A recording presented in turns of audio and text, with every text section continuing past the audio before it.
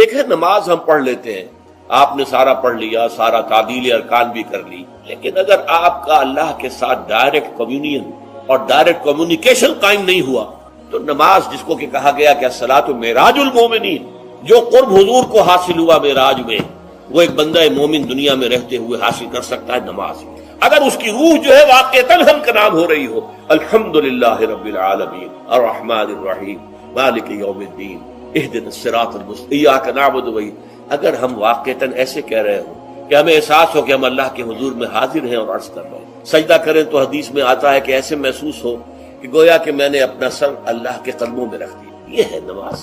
اب جو گفتگو ہو رہی ہے یہ ہم کلامی ہے، الصلاۃ معراج المومنین، اہل ایمان کے حق میں یہ نماز جو ہے یہ معراج کے درجے، لیکن یہ نماز کیسے نصیب ہوگی اگر روح سوئی ہوئی ہے، دبی ہوئی ہے، پسی ہوئی ہے، مزمحل ہے یا مردہ ہے؟ یہ نماز کیسے حاصل ہو؟ چاہے آپ 5 وقت کی نماز پڑھ رہے ہو، چاہے آپ نے ہیبٹ بنا لیا ہو نماز کو، چاہے خوش بھی ہو گیا ہو، لیکن یہ کہ جب تک وہ روح بیدار نہ ہو، جب تک ہم کلامی نہ ہو، افلاک سے آتا ہے نالوں کا جواب آخر، اٹھتے ہیں حجاب آخر، کرتے ہیں خطاب آخر، جب تک یہ نہ ہو، جیسے کہ میں ایک حدیث قدسی انشاءاللہ آج سناؤں گا سورہ فاتحہ کے ضمن میں، کہ اللہ تعالیٰ کے سامنے جب کھڑا ہو کر انسان جب کہتا انی وجہت وجہی للذی فطر السماوات والارض حنیفا، دائیں بائیں سے بالکل اپنا تعلق کاٹ کر میں نے اپنا رخ کر لیا ہے اس اللہ کی طرف جس نے آسمانوں اور زمین کو پیدا ہے۔ اب یہ توجہ وجہ تو اگر یہ تو ہے چہرہ تو ہم نے کر دیا خانہ کعبہ کی طرف،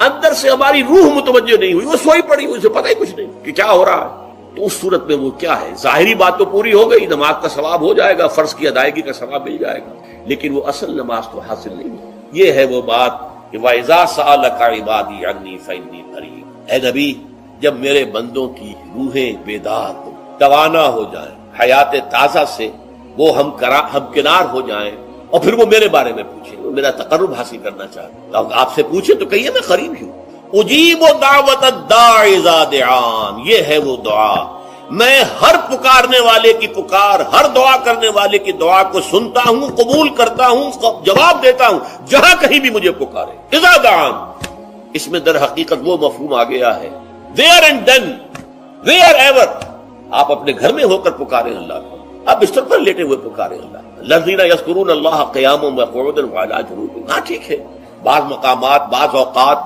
قبول دعا کے لیے زیادہ سازگار ہے، حرم میں جا کر دعا مانگی جائے، اور منا میں عرفات میں خاص طور پر، جبل رحمت پر خاص طور پر، ملتزم جو ہے کعبے کا اس پر خاص طور پر، وہ ایام بھی ہیں خاص، لیکن یہ نہیں ہے کہ بقیہ دنوں میں آپ کے اور اللہ کے درمیان کو بڑا فاصلہ ہے۔ یہ سارا دنیا میں مشرکانہ نظاموں نے تصور پیدا کیا، اللہ تو دور ہے دور ہے دور ہے دور ہے، پاک ہے پاک ہے پاک، تم ناپاک ہو ناپاک ہو ناپاک ہو، اور تم تو بڑی پستی میں پڑے ہو، تم اللہ سے براہ راست ہم کلام نہیں ہو، کوئی درمیانی چاہیے، کوئی لنکس چاہیے، کوئی پجاری ہوگا، کوئی پروہت ہوگا، کوئی پنڈت ہوگا، کوئی پیر ہوگا، کوئی پادری ہوگا، کوئی پوپ ہوگا، اس کے ذریعے سے تم اللہ سے ہم کلام ہو، خود نہیں۔ اور جب ذریعے بیچ میں آ گئے تو ان کی مٹھی گرم کرو، ان کی چاپلوسی کرو، ان کو بھی جو ہے چادریں چڑھاؤ، ان کو نذرانے پیش کرو، یہ ہے بدترین ایکسپلائٹیشن جو مذہب کے ذریعے سے نوع انسانی کی ہوئی۔ یہ 2 ایکسپلائٹیشن دنیا میں ہوئی ہے تاریخ انسانی میں، ایک بادشاہوں کی طرف سے خراج دو ہمیں، محنت تم کرو گے کھیت میں، آدھا حصہ ہمارے پاس آئے گا، ہم عیش کریں گے، ہم سٹینڈنگ آرمیز رکھیں گے تاکہ ذرا تم بغاوت کرو تو تمہارا سر کچل دیا جائے۔ یہ ایکسپلائٹیشن بدترین، مانگنے والا گدا ہے، صدقہ مانگے یا خراج۔ دوسری طرف ہم بادشاہ ہیں، ہم چندر بنسی سورج بنسی خاندان ہیں، ہم راجپوت ہیں، حکومت کرنا ہمارا حق ہے، اور یہ پنڈت پروہت جو ہے وہ بھی کہیں گے کہ ٹھیک ہے، نصف لی و نصف لک وہذا قوم جاہلون، یہ عوام جو ہے ان کا خون چوسو، ہمیں یہ نذرانے پیش کریں، بتوں کو آ کے چڑھاوے چڑھائیں اور تمہیں خراج دیں اور ٹیکس دیں، they are to be exploited, exploit ہو۔ اسلام نے آ کر دونوں کا خاتمہ کیا، کوئی ملوکیت نہیں، زکوٰۃ ہے تو غربا کے لیے، بادشاہ کے لیے نہیں ہے، یہ تو غربا کے لیے، لہذا کوئی ٹیکس نہیں۔ نمبر 2، اللہ سے ہم کلام ہونے کے لیے کسی دربان، کسی جو ہے پہرے دار کی مٹھی گرم کرنے کی ضرورت نہیں، جب چاہو ہم کلام ہو جاؤ۔ دل کے آئینے میں ہے تصویر یار، جب ذرا گردن جھکائی دیکھ لی، یہ تو تم ہماری طرف متوجہ نہیں ہوتے، ہم تو ہر وقت کہتے ہیں، ہر شب کو آخری لمحات جو ہیں، آخری جو گھنٹے ہیں رات کے، سمائے دنیا تک ہم نزول فرما لیتے ہیں تمہارے لیے، اور پکارنے والا پکارتا ہے حل من مستغفر فاغفر له، ہے کوئی استغفار کرنے والا کہ میں اسے بخش دوں، حل من سائل فاعطیہ، ہے کوئی مانگنے والا کہ میں اسے عطا کروں. تم ہی سوئے رہتے ہو، الٹا غفیل رہتے ہو، تمہیں ہماری طرف توجہ نہیں ہے. اگر ہماری طرف متوجہ ہو جاؤ تو جیسے کہ اقبال نے کہا کہ میرے لیے یہ دربان جو ہے پیران کلیسا کو کلیسا سے اٹھا دو، کیوں خالق و مخلوق میں حائل رہے پر. جیسے میں نے اس کو چھوا اور مجھے معلوم ہوا کہ ایک سخت خطا ہے یہاں پر ہے، یہ پرسپشن ہے میری، کنسپشن کچھ اور ہے، تصور ذہن کے اندر نقشہ بن گیا. خدا کا تصور ہم قائم نہیں کر سکتے، لیکن خدا کے ساتھ ہمارا جو باطنی رشتہ ہے کہ اندر محسوس ہوتا ہے کہ ہے، جس کی مثال بھی میں نے دی تھی، بعض حضرات کے شاید علم میں نہ ہو، کہ جیسے میں اس وقت اس دیوار کو دیکھ رہا ہوں تو ایک تصور میرے ذہن میں قائم ہوا، دیوار اتنی لمبی ہے، اتنی چوڑی ہے، اتنی اونچی ہے، یہ دیوار جو ہے سفید رنگ اس پر ہوا ہے. میں نے ایک تصور قائم کر لیا.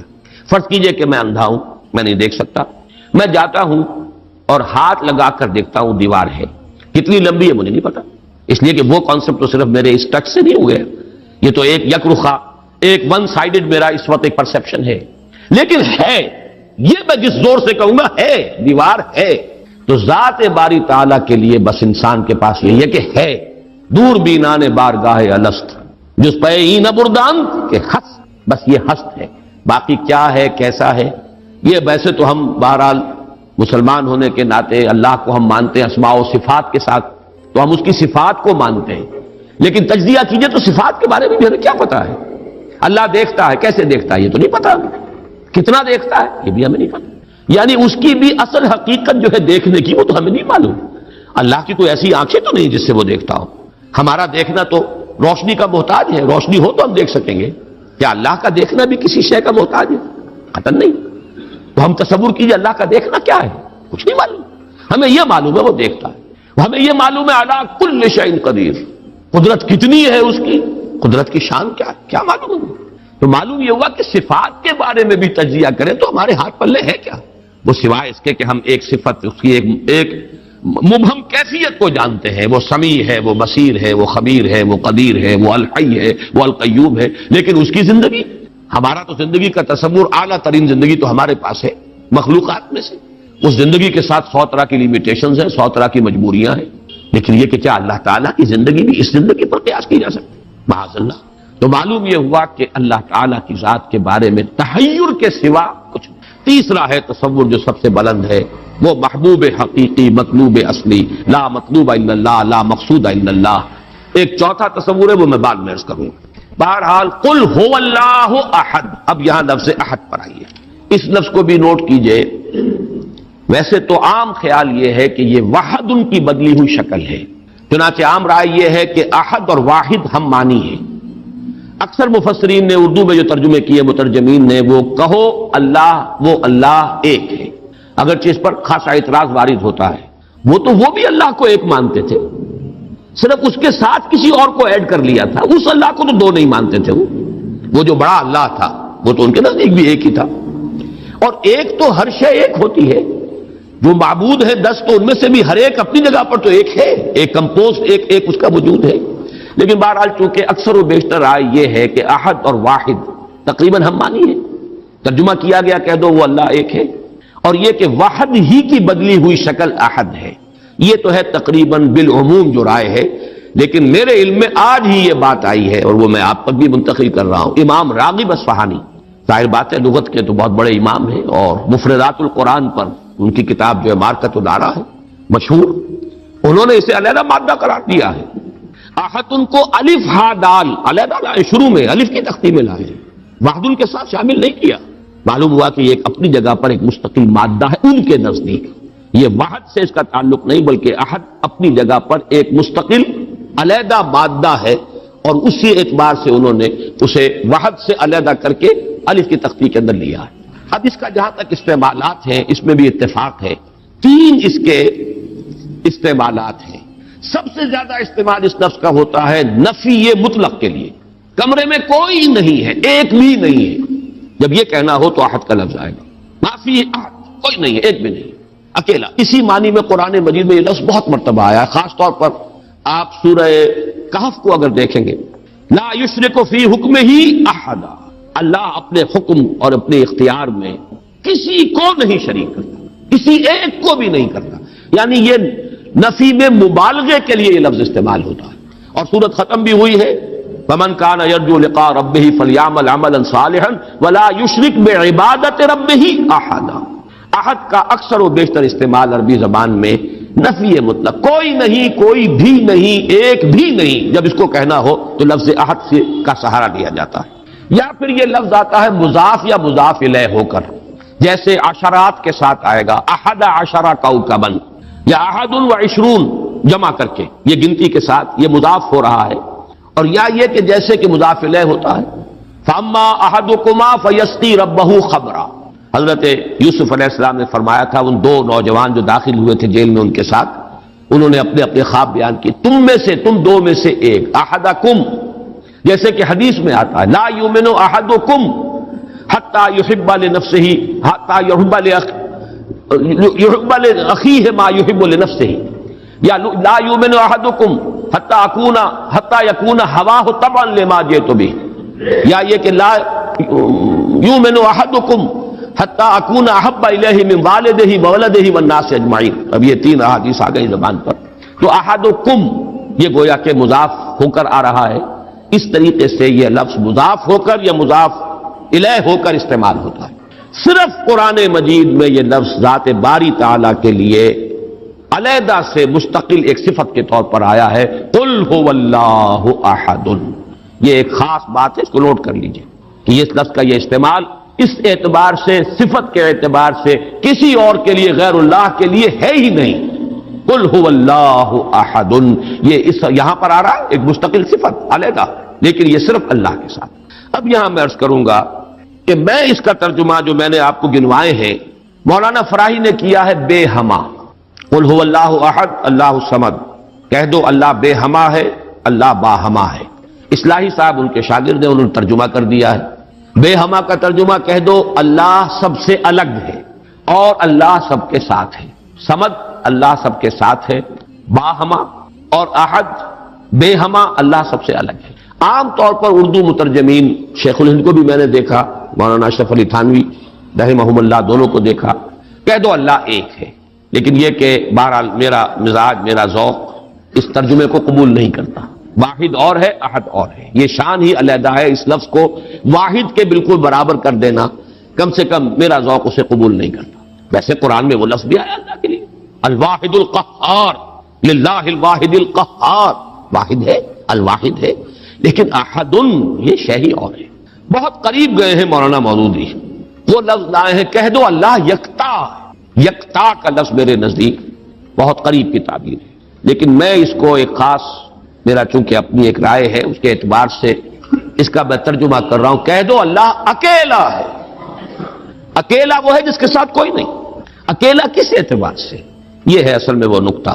اللہ ایک تو اس اعتبار سے اکیلا ہے کہ وہ صرف ایک اکیلا واحد معبود ہے اور کوئی معبود اس کے ساتھ نہیں.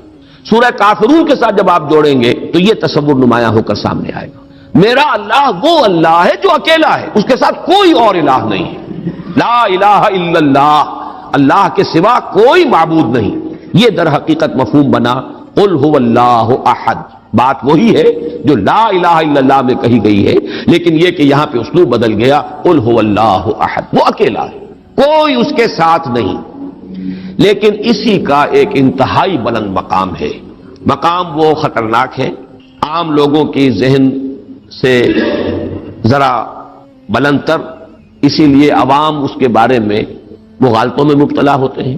اور آج کل کا ہمارا ایک بہت بڑا طبقہ کیونکہ زیر اثر ہے کچھ ایسے مفکرین کے کہ جن کا ذوق وہ نہیں تھا جو اس سطح کا ہو جو میں ابھی عرض کر رہا ہوں، لہذا وہ اسے شرک سے بھی تعبیر کر بیٹھتے ہیں.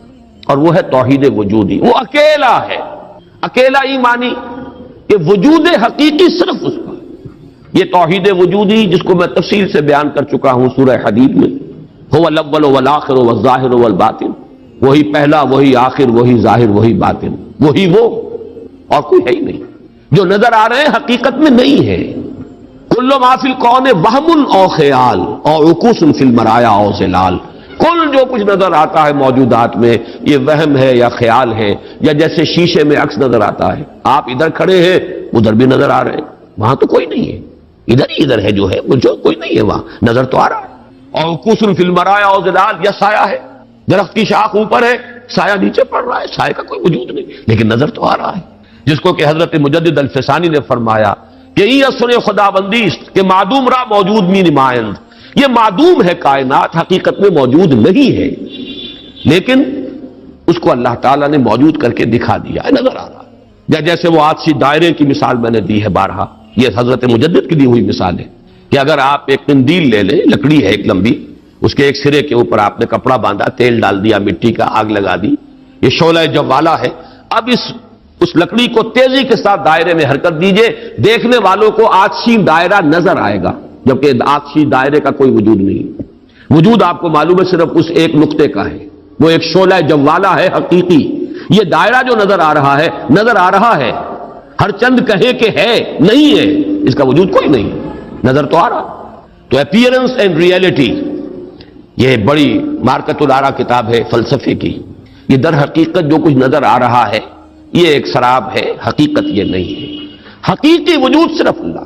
اس کو میں یعنی وجود کے اعتبار سے توحید وجودی، یعنی میں نے جو ابھی گنوایا تھا، لا معبود الا اللہ، لا مطلوب الا اللہ، لا مقصود الا اللہ، لا محبوب الا اللہ، لا موجود الا اللہ، یہ وہ توحید وجودی ہے۔ شاہ ولی اللہ دہلوی رحمۃ اللہ علیہ فرماتے ہیں کہ یہ ہے توحید کی بلند ترین منزل، اور یہاں آ کر وحدت الوجود اور وحدت الشہود ایک ہو جاتے ہیں، ان میں کوئی فرق نہیں، تعبیر کا فرق۔ کیونکہ میری یہ رائے ہے، لیکن یہ فلسفے کا مسئلہ ہے، میں اس کو بیان نہیں کرنا چاہتا۔ قرآن مجید میں یہ مسئلہ یا سورہ حدید کی اس آیت میں آیا ہے، قرآن سے باہر سے بات نہیں کر رہا ہوں، لیکن یہ کہ ہر شخص کے ذوق کی چیز نہیں ہے، ہر شخص کا یہ نہ مزاج ہے، نہ ذوق ہے، نہ اس میں استعداد ہے، نہ صلاحیت ہے کہ ان مسائل پر غور کریں۔ تو میں یہ نہیں چاہتا کہ لازماً آپ میری اس رائے سے اتفاق کریں، لیکن یہ میں ضرور چاہتا ہوں کہ اگر سوء ظن ہے آپ کے دل میں کہ جو لوگ اس بات کو مانتے ہیں وہ مشرک ہو گئے، اس کو ذہن سے نکال دیجئے، اس لیے کہ پھر ناوک نے تیرے سید نہ چھوڑا زمانے میں، شاہ ولی اللہ بھی مشرک ہوں گے، حضرت مجدد بھی مشرک ہوں گے، باقی یہ رومی یہ تو ہے، ان کی تو خیر حیثیت ہی کیا ہے بیچاروں کی، وہ تو سب کے سب مہا مشرک شمار ہو جائیں گے، کوئی نہیں بچے گا پھر جو بھی ہمارے اکابر ہیں۔ ہاں، محمد ابن عبد الوہاب بچ جائیں گے، ابن تیمیہ بچ جائیں گے رحمہم اللہ، باقی یہ کہ ان کے سوا بچنے والا اور کوئی نہیں ہے۔ تو یہ توحید وجودی یا وحدت الوجود یا وحدت الشہود میرے نزدیک قل هو اللہ احد، کہہ دو وہ اللہ ہے اکیلا تنہا۔ مجھے وہ بار بار جب میں سوچ رہا تھا قیس جنگل میں اکیلا ہے، مجھے جانے دو، ہو گزرے گی جو مل بیٹھیں گے دیوانے دو، اللہ اکیلا ہے۔ اور واقعہ یہ ہے، یہ تصور جو ہے اگرچہ بہت بلند ہے، لیکن کبھی اگر اس کے کہیں کناروں تک بھی رسائی ہو جائے انسان کی، تو اس کی جو ایک وسعت پیدا ہوتی ہے اس کے ذہن میں، اس کا مینٹل ہورائزن وہ جو اس قدر وسیع ہو جائے گا، وہ اس کا تصور وہ شخص نہیں کر سکتا کہ جس کا کوئی بھی اس کے حاشیہ خیال میں یہ بات نہ آ سکتی۔ لیکن اس کا یہ مفہوم اگر نکال لیا جائے، عام لوگوں نے یہ سمجھا اس کا مطلب ہر شے خدا ہے، اگر کوئی شے موجود نہیں جبکہ تجھ بن نہیں کوئی موجود، پھر یہ ہنگامہ ہے خدا کیا ہے؟ کچھ نہیں ہے، نہیں ہے۔ یہ اصل میں جو وحدت الوجود ہے وہ یہ نہیں ہے کہ یہ سب چیزیں خدا ہیں، بلکہ یہ کہ خدا ہی ہے، باقی کچھ موجود نہیں، جو کچھ نظر آ رہا ہے وہ توہم ہے، خیال ہے، یہ صرف اپیئرنس ہے، اور اپیئرنس آپ کو معلوم ہے ہر وقت بدلنے والی شے ہے، painter high, every thing is changing, یہ سب ٹرانزینٹ چیزیں ہیں کہ جو گزر رہی ہیں، جیسے لہریں ہیں، لہر نظر آتی ہے، لہر ہے، لیکن یہ کہ یہ بالکل عارضی سا ایک وجود ہے، اعتباری سا وجود ہے، لہر کا حقیقت میں کوئی وجود نہیں ہے۔ اسی طریقے سے یہ کائنات ہے، تو یہ نہیں ہے کہ جو کچھ ہے وہ خدا ہے، معاذ اللہ، یہ ہماوست ہے، اور یہ در حقیقت کفر بھی بن جاتا ہے، شرک بھی بن جاتا ہے۔ لیکن توحید وجودی یا وحدت الوجود یہ بالکل مختلف شے ہے، اور میرے نزدیک اس آیہ مبارکہ کا اصل مدلول یہ ہے، قل هو اللہ احد، بلند ترین توحید توحید وجودی، لا معبود الا اللہ سے لے کر لا موجود الا اللہ، اس لیے کہ احد کا لفظ واحد نہیں ہے، اکیل یکتا، لیکن اس سے بھی آگے بڑھ کر جو ترجمہ میں کر رہا ہوں وہ یہ ہے کہ کہہ دو اللہ اکیلا ہے، کوئی اس کے ساتھ نہیں۔ جیسے کہ غالباً حضرت بایزید بسطامی کے بارے میں آتا ہے کہ ان کی محفل تھی تو ان کا کوئی مرید جو تھا اس نے ایک عجیب کیفیت ہوتی ہے انسان کی، اس کیفیت میں ایک جملہ کہا، وہ بھی زمانہ کیسا ہوگا جبکہ اللہ ہی تھا اور کچھ نہ تھا، اب ایک تصور ہے، اب تو کائنات ہے، یہ ہے، آسمان ہے، زمین ہے، ستارے ہیں، سیارے ہیں، سب کچھ ہے. وہ بھی زمانہ ہوگا جبکہ اللہ ہی تھا اور کچھ نہ تھا. تو وہ بایزید بستانی ہے جو دوسرے بزرگ کوئی ہو سکتے ہیں اگر مجھے نام کا اس وقت مغالطہ ہو رہا ہو، انہوں نے اسی کیف کے عالم میں جواب دیا الان کما کان، میرے عزیز اب بھی ایسا ہی ہے، اللہ ہی ہے اور کچھ نہیں ہے. جیسے پہلے تھا جس کا تم تصور کر رہے ہو، اب بھی حقیقت میں وہی. اس کو میں ذرا اور آسان کر دوں تاکہ جو نسبتاً یعنی سادہ مزاج حضرات ہیں ان کی سمجھ میں بھی یہ بات آ جائے، کسی مغالطے میں مبتلا نہ ہو. دیکھیے جب ہم کہتے ہیں لا محبوب الا اللہ، کیا معنی ہے اس کے؟ یہ معنی تو نہیں ہے کہ اولاد سے محبت نہ کرو، یہ تو دین کی تعلیم نہیں ہے. معنی کیا ہے؟ ساری محبتوں سے بالا تر محبوب حقیقی صرف اللہ ہو جائے. لا محبوب الا اللہ کا مطلب یہ ہے، یہ نہیں کہ آپ کاٹ دیجیے محبت ہر ایک کی. اولاد سے محبت کرو، شوہر بیوی سے محبت کرے، بیوی شوہر سے محبت کرے، وطن سے محبت کرو. بلکہ اتنی خوشخبریاں ہیں، وجبت محبتی للمتحابین فیہ، میری محبت واجب ہو گئی ان کے لیے جو میرے لیے ایک دوسرے سے محبت کرے. تو ایک مسلمان سے محبت کرتا ہے، ایک مومن سے محبت کرتا ہے، ایک مجاہد دوسرے مجاہد سے محبت کرتا ہے. یہ محبت تو مطلوب ہے. لا محبوب الا اللہ کا مطلب یہ نہیں ہے کہ ساری محبتوں کی نفی ہو گئی. اسی طرح جب ہم کہتے ہیں لا موجود الا اللہ، اس کا مطلب یہ نہیں کہ تمام موجودات کی نفی ہو گئی، بلکہ یہ کہ وجود حقیقی صرف اللہ کا ہے. یہ اعتباری وجود ہے جن کی کوئی حقیقت نہیں ہے. یہ دائمی وجود، مستقل وجود، وہ وجود جو از خود ہے، باخود ہے، خود بخود ہے، جسے کسی نے وجود نہیں عطا کیا، جس کا وجود ایسا نہیں ہے کہ کبھی شروع ہوا ہو کبھی ختم ہو جائے. وہ وجود حقیقی صرف اللہ کا. اب اس میں تو کوئی اشکال نہیں رہے گا. اس معنی میں اگر کہا جائے لا موجود الا اللہ تو ہر شخص کہے گا. اس کی ایک اور مثال میں آپ کو دے دوں. دعا استخارہ میں حضور فرماتے ہیں فَإِنَّكَ تَعْلَمُ وَلَا أَعْلَمُ وَتَقْدِرُ وَلَا أَقْدِرُ، اے اللہ میں تجھی سے استخارہ کر رہا ہوں، انی استخیرک بعلمک واستقدرک بقدرتک واسألک من فضلک العظیم فإنک تقدر ولا اقدر وتعلم ولا اعلم. تو جانتا ہے میں نہیں جانتا، تو قدرت رکھتا ہے مجھے کوئی قدرت حاصل نہیں. تو کیا کوئی قدرت حاصل نہیں تھی حضور کو؟ کیا کچھ علم حاصل نہیں تھا حضور کو؟ یہ بمقابلہ علم خداوندی، بمقابلہ قدرت خداوندی کل موجودات کی قدرت اور ان کی نفی مطلق ہو جائے گی. کوئی علم نہیں. یہی بات یہاں کہہ دیجیے، کوئی وجود نہیں ہے، وجود حقیقی صرف اللہ. بہرحال یہ تمام تصورات ان کی تعبیرات ہیں.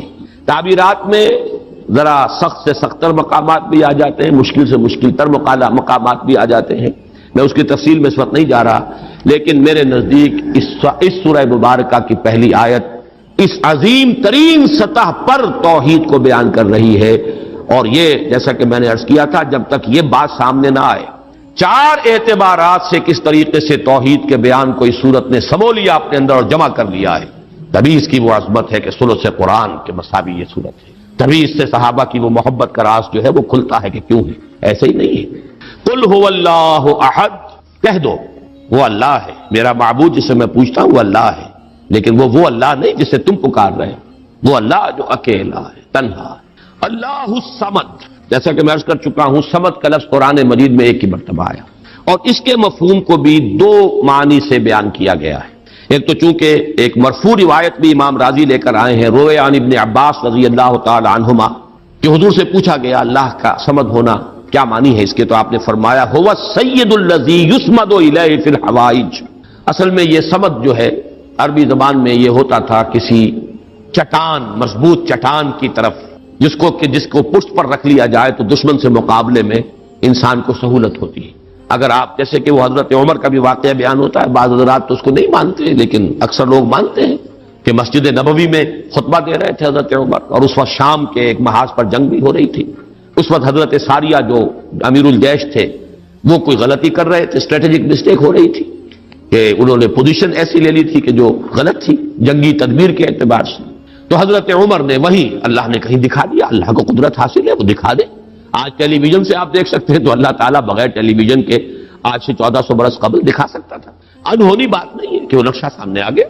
جیسے حضور فرماتے جب آپ سفر معراج سے واپس آئے، جب سوال کیے لوگوں نے اچھا آپ مسجد اقصیٰ میں گئے تھے، وہاں گئے تھے، وہاں کتنی کھڑکیاں ہیں، کتنی کڑیاں ہیں، کیا ہے؟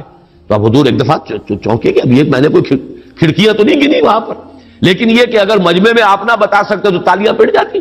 اس وقت اللہ نے فوراً وہ جو ہے لا کر سامنے کھڑا کر دیا وہ نقشہ، اور حضور دیکھ دیکھ کر بیان کرتے رہے یہ ایسا ہے ایسا ہے۔ تو یہ تو در حقیقت بالکل اللہ کی قدرت سے ہرگز کوئی اس میں بودھ نہیں ہے۔ تو حضرت عمر نے وہی فرمایا ہے اور صحابہ نے سنا ہے، یا ساریہ تو الجبل، یا ساریہ تو الی الجبل، ہے ساریہ کیا غضب کر رہے ہو، غلطی کر رہے ہو، پہاڑ کی طرف جاؤ، پہاڑ کو پشت پر رکھو، پہاڑ پشت پر ہو تو آپ پشت کی طرف سے اب محفوظ ہو گئے، آپ یکسو ہو کر سامنے سے دشمن کا مقابلہ کر سکتے، اور اگر اندیشہ رہے کہ کہیں پیچھے سے کوئی حملہ آور نہ ہو جائے تو وہ توجہات جو ہیں وہ منقسم رہے گی۔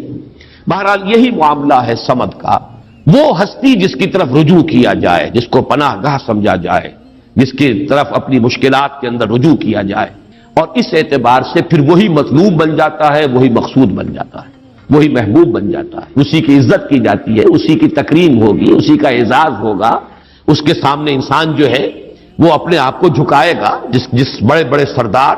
تو یہ سمد جو ہے اس معنی میں، اور ایک سمد وہ شے ہے جس کو کھوکھلی نہ ہو، لا جوف لہو، بہت مضبوط اپنی جگہ پر توانا چٹان۔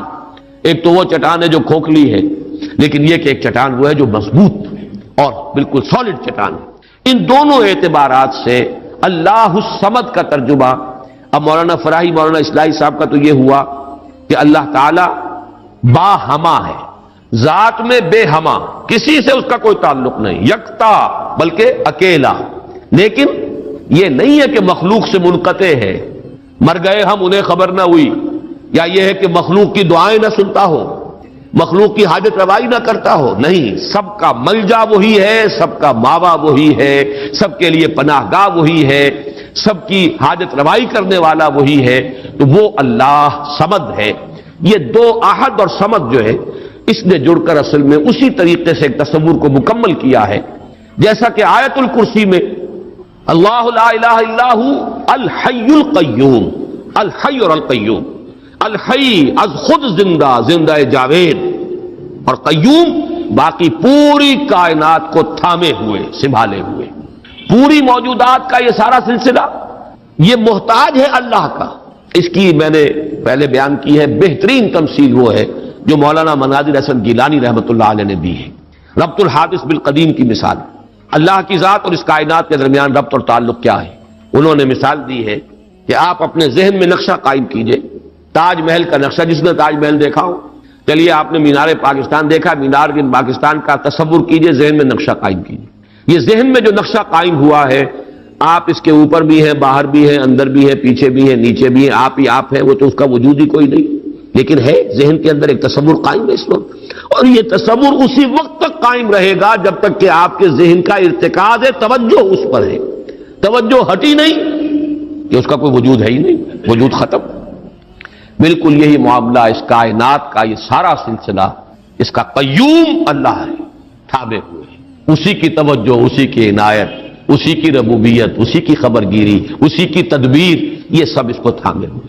تو اپنی ذات میں الحی، کائنات کے لیے القیوم، اسی طرح اپنی ذات میں الاحد، اکیلا، تنہا، بے ہما، اور پوری کائنات اور جملہ موجودات کے لیے الصمد، اسی کی طرف رجوع، اسی کی طرف توجہ، وہی مطلوب، وہی مقصود، وہی محبوب، وہی حاجت روا، وہی مشکل کشا۔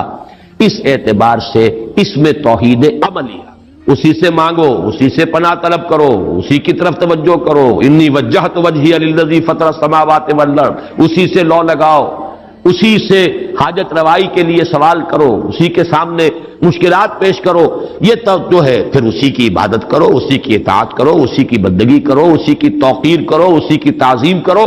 یہ تمام چیزیں کہ جو عمل میں آ جائیں گی، وہ توحید وجودی، یہ توحید عملی۔ قل هو اللہ احد اللہ الصمد۔ تیسری آیت میں ہے توحید ذاتی، لم یلد ولم یولد۔ میں شرک کے مختلف اقسام کے ضمن میں جو 6 کیسٹ ہیں، اللہ کا شکر ہے بہت دنیا میں عام ہوئے ہیں، اس میں یہ تقسیم بیان کر چکا ہوں، شرک فی الذات، شرک فی الصفات، اور شرک فی العمل یا شرک فی الحقوق، یہ 3 شرک ہیں۔ شرک فی العبادت، یہ تیسری جو نوعیت ہے، اس کے لیے شرک فی الحقوق بھی کہا جا سکتا ہے، اسی کا حق ہے کہ اس کی عبادت کی جائے، اور اسی کو شرک عملی بھی کہہ سکتے ہیں۔ بہرحال شرک عملی کی جڑ کاٹ دی اللہ الصمد۔ پہلا جو توحید کا درجہ ہے وہ بہت بلند ہے، بہت اونچا ہے، یہ حکما اور فلاسفہ کی بھی چوٹی کے لوگ جہاں حکمت اور تصوف دونوں چیزیں جا کر جڑ جاتی ہیں وہ ایک مقام ہے. خالص فلسفہ بھی انسان کو کہیں نہیں لے کے جاتا، اور عقل اور فکر کی بلندی نہ ہو تو تصوف بھی محض نفسیاتی ریاضتیں بن کر رہ جاتی ہیں، سائیکولوجیکل ایکسرسائزز کے سوا کچھ نہیں رہتا.